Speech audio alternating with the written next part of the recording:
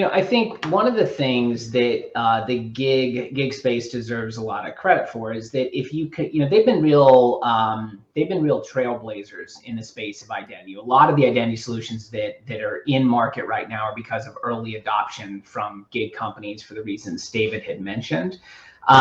I also think that one of the things that we've seen with traditional employers when we talk about identity verification, especially in the context of pre-employment and background screening, is that there's tremendous confusion about identity verification already being a part of the background check, which it is just not inherently out there. We recently did a survey and found that almost 2/3 of the employers we talked to just thought this was part of the SSN trace process and part of the background screen.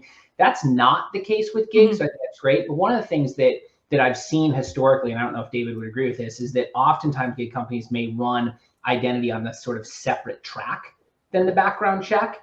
So that, I think they're fully aware that it needs to take place. They have tools in place a lot of times, but it's not necessarily intermingled within the screening process.